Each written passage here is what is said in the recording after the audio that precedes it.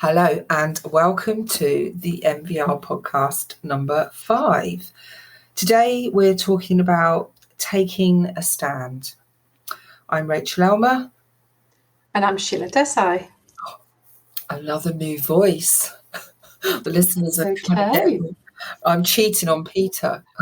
Do you like the new voice? Yeah, whilst he's in the US, not wanting a gap for him to return. So welcome, Shila. So you are our second associate that's been invited to share some thoughts on the podcast. Before we start talking and before we think about the title of why we brought that title today, would you like to just introduce yourself? Yeah, well, thank you, Rachael. It's a delight to come today as a guest, and good wishes, and thank you, Peter, for travelling in America so I can have this spot, and hope all is well for you.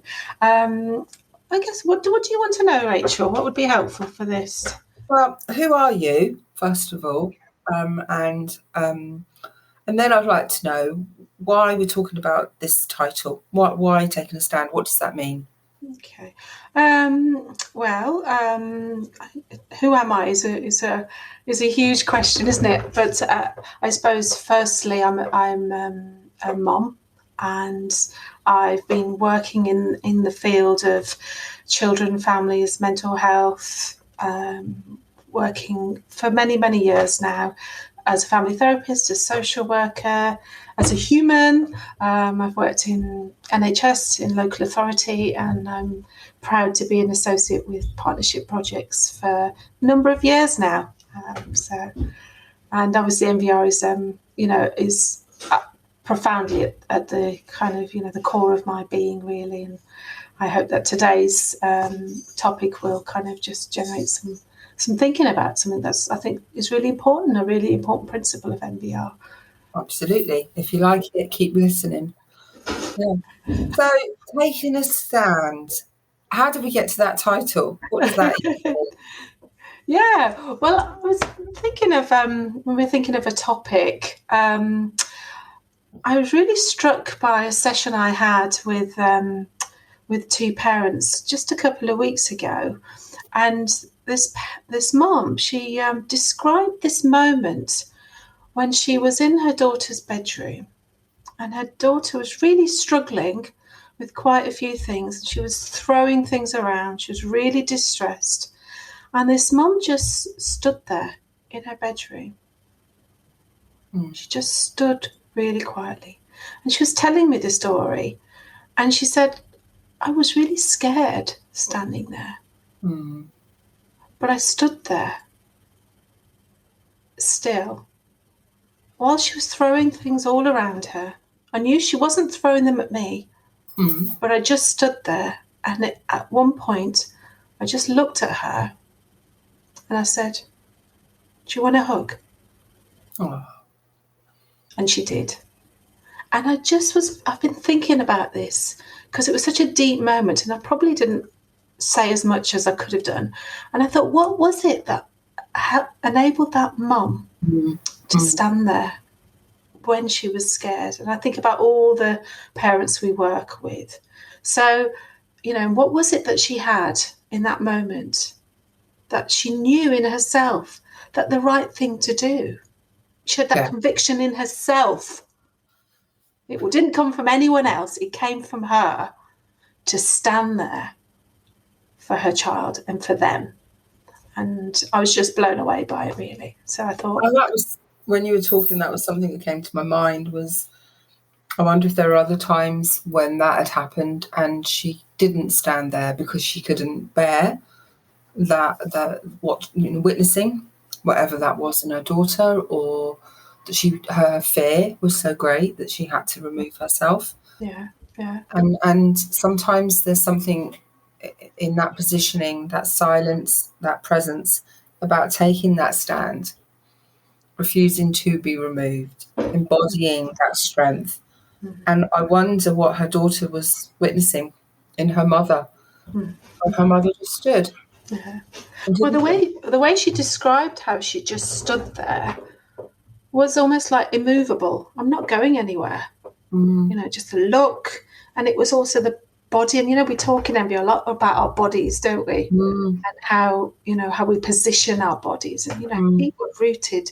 The way she spoke, because I was about to say, did you want to, did you leave? And she said no. She didn't say that, because she just, instead of leaving, she stood, but she reached her daughter with her words, and from that strong kind of standing position, she said, "Do you want a hug?" And what I was interested in was all the people around her that helped her to stand there. And her husband was sitting downstairs, so he took a stand by sitting with their other daughter, which gave her the space, because he was supporting her by not kind of panicking and rushing up the stairs and shouting, "Are you all right up there? What's going on?" But he was quiet downstairs, which gave her the thinking space, the breathing space to stand. And I just wondered about, different ways that people take a stand, really. So, we talk about sit-ins, don't we, as well? How do people use their bodies, to take a stand, standing together, talk about support. I can't help but think, while you're talking about the embodiment of this position that we encourage and coach parents to find in themselves, I also thinking about the silence that we use. So it wasn't just the fact that she was standing there, but she was standing there in such a present way by not communicating. And I think there's this urge from caregivers to correct the problematic behaviour in front of them, to communicate that it must stop, or that the child is distressed, or that behaviour is unacceptable, but actually just stand in silence. So the body is also communicating that message, as with the non-verbal communication. Yeah, you're right. And not to say anything is equally a strength. It is. I think you're right there. That silence and almost in that moment, one of the things that I picked up was that her body was also saying, you're my daughter, and I know that this is more than just the throwing of those things around. I know that there's something here, and I'm going to stand here until you're ready, and we can get through this together.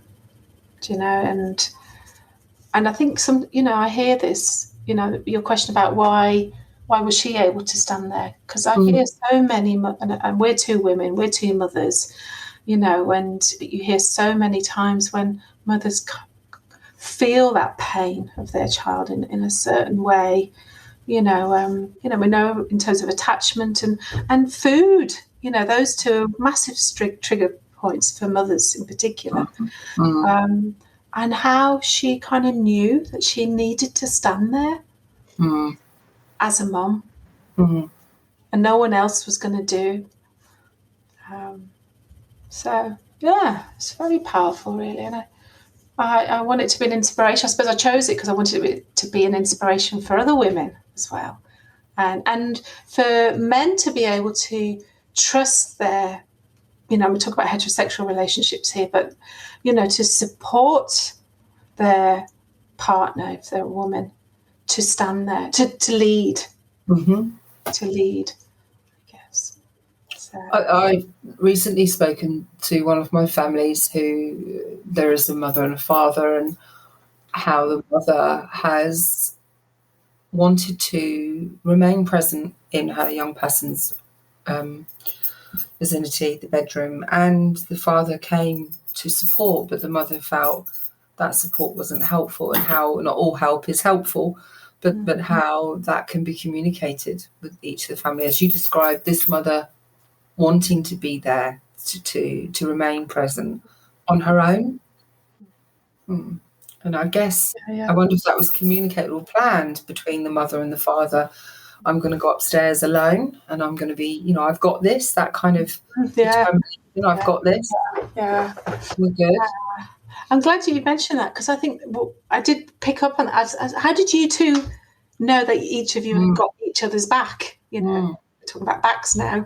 And they said that they kind of had this code, this kind of non-verbal code with each other, and they take it in turns, and they kind of just, and they've had to learn that. They've had to learn it the hard way. So there's that sort of look on the face that says, I'm all right. So they're really looking at each other's faces. They're listening to each other's footsteps. They're listening out for any kind of subtle sound when they're out of reach of each other, so that they're working in partnership. But really, yes, but knowing when not to step in is also part of the help, isn't it? I think. Which then leads me to think about how that was communicated in the privacy of this couple's home, and the only other adult, the only adults in the home with them two. So how do people who have made a stand against society, who've made a bigger stand, I'm just thinking. I was thinking of. But how do you make a stand when what could feel like the whole world might not support you? Rosa on that bus, how all the people on the bus might not support her. How the community, how her town, her city, her country, how might she not be supported? So in that proximity of that couple, it's just the two of them, and her husband in this scenario had her back. How do people make a stand when they don't know that, and it's a bigger thing? I wonder if it's funny you mentioned Rosa Parks, because we have that video, don't we, that we use on the training as well, and her body language as she's sitting, isn't she? She's taking a stand by sitting, but she's got this bigger purpose, hasn't she? This purpose is more than just her. That sort of anchors her, that holds her down. So she's got, the solidarity group. And that's really, that kind of anchors her down to the purpose and the possibilities that could come from this peaceful taking a stand by sitting, or taking a stand by standing. That's bigger than just that moment. That's what I saw in these parents as well, and I don't know if they would see themselves as in the same way as Rosa Parks, if she'd see herself in the same way as that.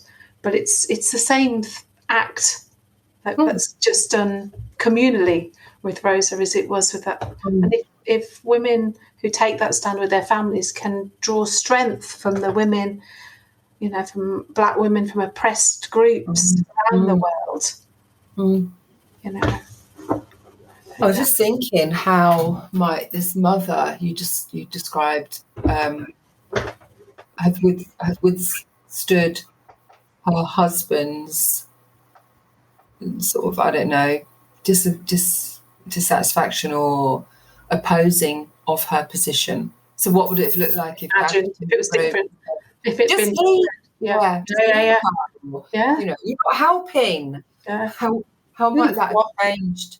That would, it would, wouldn't it? It would have been, there would have been wobbled. She'd have wobbled. She'd have doubted herself. I think I think taking a stand has to be about kind of self-determination. There's something in yourself, isn't there, that says this is right.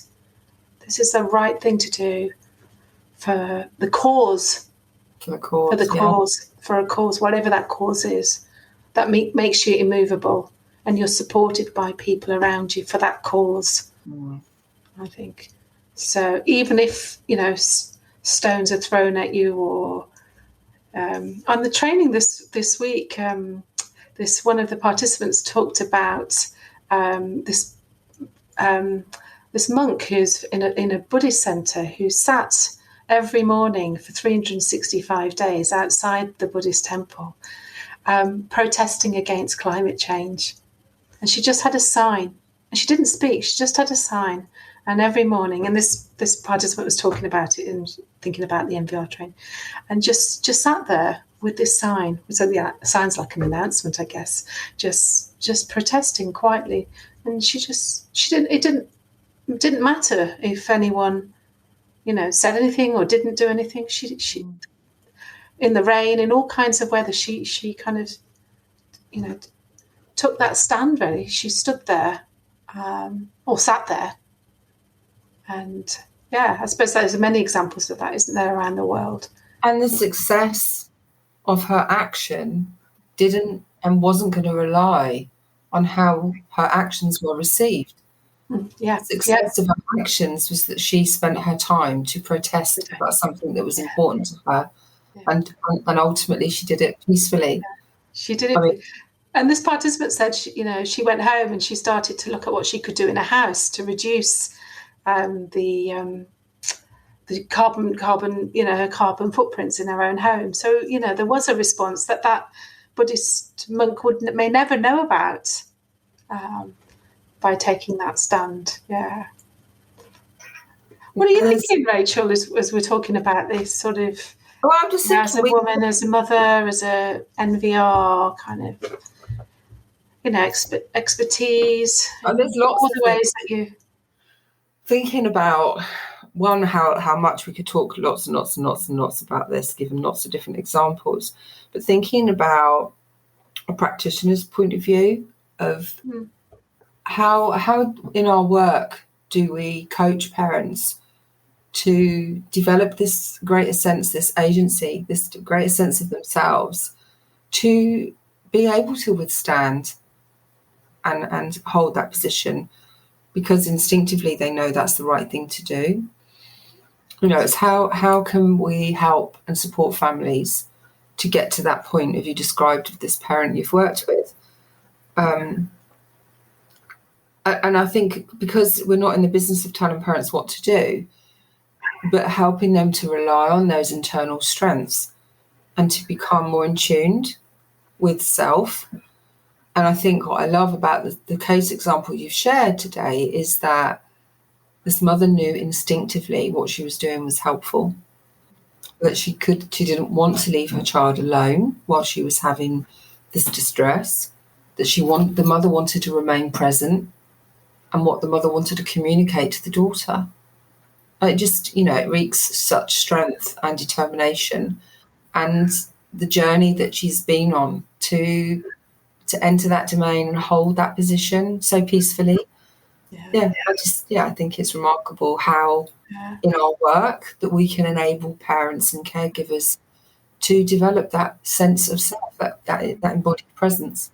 Yeah, I think there's something important for practitioners to help their parents to really access the qualities about their child that are still, we talked about, that you believe in, that's good about their child, those qualities that they are going to, practitioners will encourage their parents to hold on to no matter what, that kind of, the nugget of gold in their child, so that in these moments when they're taking a stand, they're also taking a stand to say, I'm not going to forget that. Rumi talks about, the ruby that comes out of the stone, or the rose that comes out of the thorn. Through this struggle, I'm going to keep remembering that you are this kind of rose or this ruby. Which in the simplicities of practice is the kind of the rainbow basket, is revisiting the qualities that you see in your child. And, I remember saying to a family a few sessions back about, they were describing their son and some of the problematic behaviour. I said that he's a good boy. Yeah. He's a good boy. He's a good lad. He knows right from wrong. And how in the midst of when parents are living daily with, this suffering and the distress, that it is easy to lose sight of the goodness in our children, and to be reminded to revisit that and to hold on to those strengths. How can I resist this behaviour? How do I have faith that my child can overcome these anxieties, these problematic behaviours, and that I know we're going to be all right? Yeah, we're going to be all right. My child can overcome this. Yeah. And having that absolute confidence that things things will be okay. And how parents can shift from listening to the voice of the distressed child, falling really, working on the heroic voice of the child, that's strengths and determinations in their young people. I love that, the heroic voice of their child. I really like that. We often talk about the heroic voice of the parents, but the heroic voice of their child is I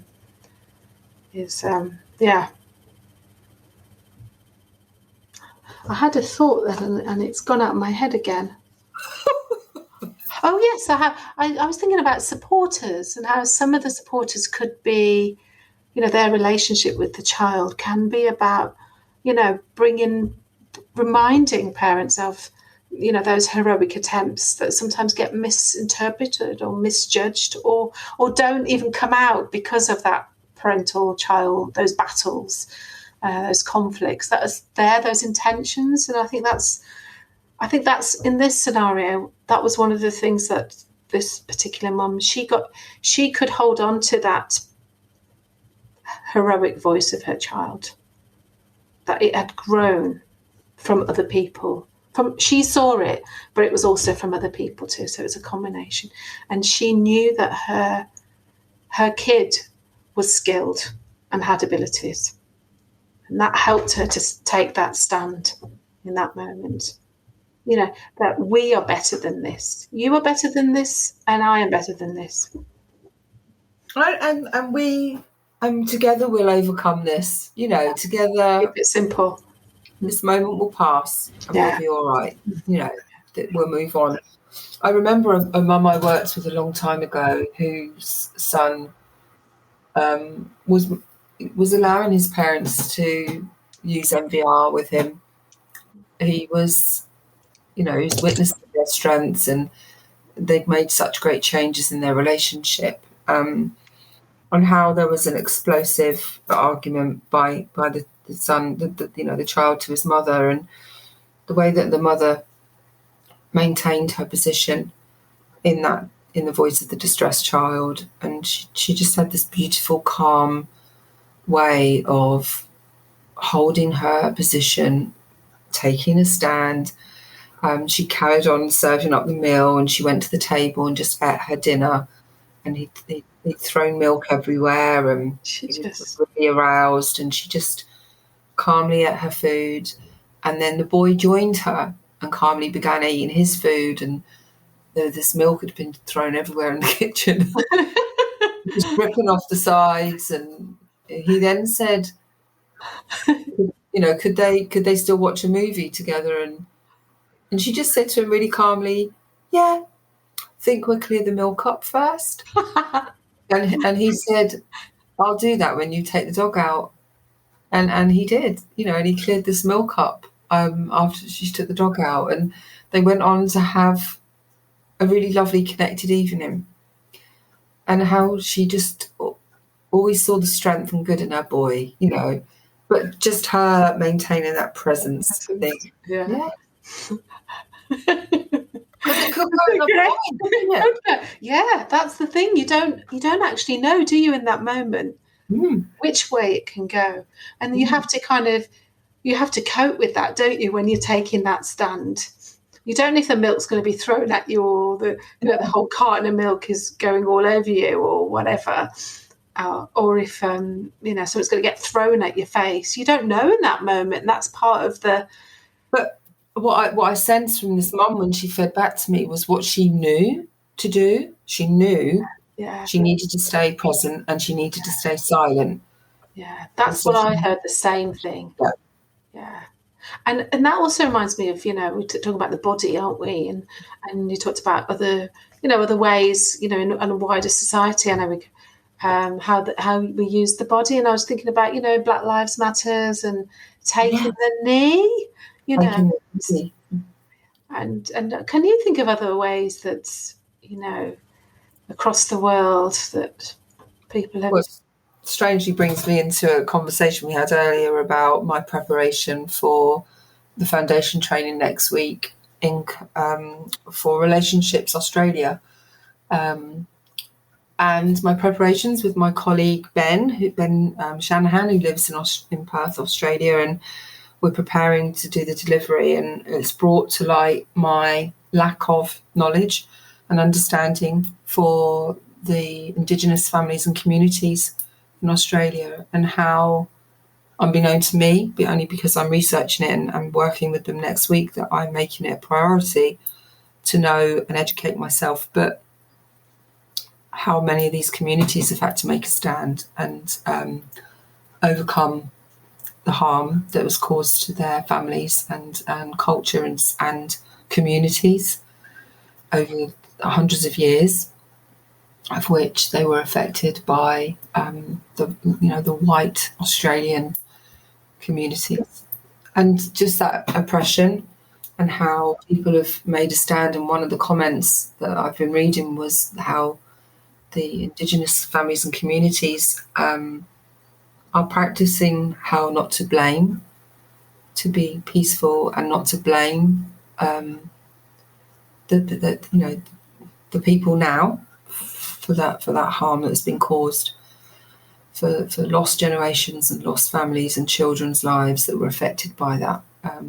So I've been really moved this afternoon by researching and reading more and educating myself, but how some of those acts of resistance had to be demonstrated, and the pain and the suffering that was caused, and how people continue to be non-violent and accepting of, taking a non-blaming position and stance. So that's my thought. And I'm really struck by that. To take a stand, you have to. It's almost like your psyche, your being has to also be positioned to not blame the other who's throwing things at you, throwing milk, throwing abuse, racist remarks, stealing your land. That you take a stand. Taking a stand is also internally not blaming, not thinking about blaming them. Embodying that non-violent action, isn't it? Is that I choose to non-violently resist that harmful behaviour or action. And I think that is so symbolic to the work that we do, in this tiny little pinprick of the UK, my work, there's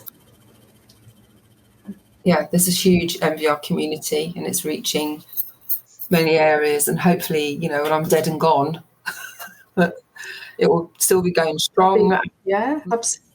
And also for communities in Australia, Aboriginal families in Australia, how they inspire us here in our work with families in the UK. Because when you talked about that, I just felt this tingle in my spine, like kind of like it made.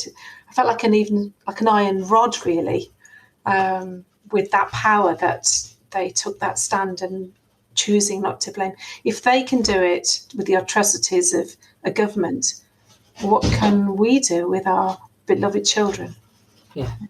I think that's such a lovely way, I think, to just summarise this little conversation, Shila, is, God, if they can do that, if Rosa Parks can do that, if if a community in Australia can make a stand against government, regimes, and overcome it and still be non-violent and true to themselves. If they can do it, anything is possible. I don't know. What's your thoughts on the summary? Oh, I love your summary. I think it's united us, hasn't it? I think across the globe. So I've got a session this evening. I'm going to go all guns blazing with this extra energy. So thank you for inviting me, and thank you for sowing these seeds through these podcasts. Yeah, they're just little snippets of conversations. It's almost a fly on a wall listening to us and our ramblings. But I'm sure people take something from it, or if not, then we wish them a good day. Yeah, we wish them a good day, and we welcome their comments. So it's goodbye. It's goodbye from me.